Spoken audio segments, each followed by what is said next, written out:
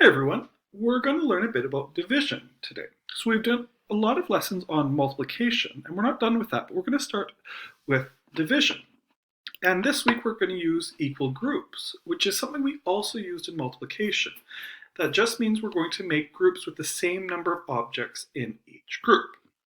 So, in case you don't know what division is, I'm going to start by explaining it a little bit. So, what is the opposite of daytime? Nighttime. What's the opposite of little? Big. What's the opposite of addition? Subtraction. And what's the opposite of multiplication? Division. So it's similar to multiplication, but kind of in reverse. And this is the symbol we use when we do division. Let's look at a scenario. So imagine your mother gave you some cookies to share with your friends. So these are the cookies she gave you. And let's count. There's 1, 2, 3, 4, 5, 6, 7, 8. So you're going to share these 8 cookies with your friends. But you don't know how many friends you can give them to. So, and your mom said you should give 2 cookies to each friend. So, back to our 8 cookies. We have 1 group of 2, 2 groups of 2, 3 groups of 2, and 4 groups of 2. So, you can give 2 cookies to 4 friends. But you have none left over, so you can't do 5 friends or more, just 4. And congratulations, you just did division.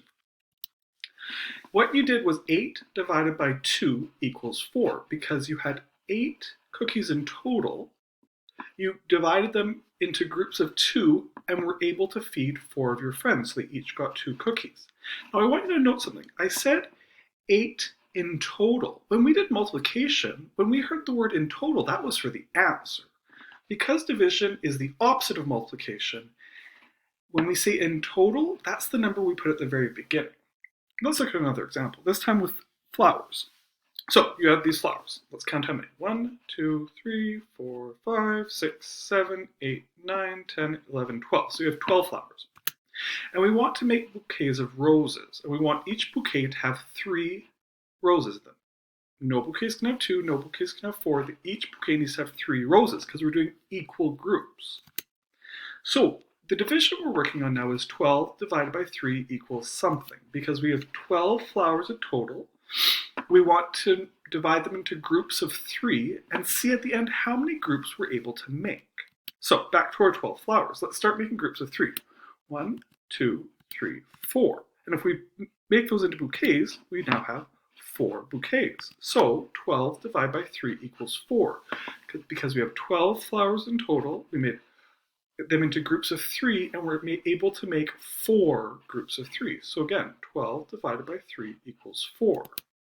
So now what do you do when you just get a division question but it's just numbers? So for example, if you got 20 divided by 4 equals something. So I drew 20 circles to help me out with this. And I'm going to divide these circles into groups of 4. So let's see how many groups of 4 I can make. 1, 2, 3, 4, 5. Now I know this one looks a little bit different, this group, but it's still the same amount of circles, so it's still equal groups. Since we can make 5 groups, the answer is 5. 20 divided by 4 equals 5. We drew 20 circles, we made groups of 4, and we were able to make 5 groups. Another example, we have 6 divided by 2 equals something. So I drew 6 stars, and I'm going to make groups of 2 and see how many groups I can make. So 1 group of 2, 2 groups of 2, 3 groups of 2. I was able to make 3 groups, so 6 divided by 2 equals 3. I had 6 stars in total, I made groups of 2, and I was able to make 3 groups. And good job, Pops, you finished the lesson for this week.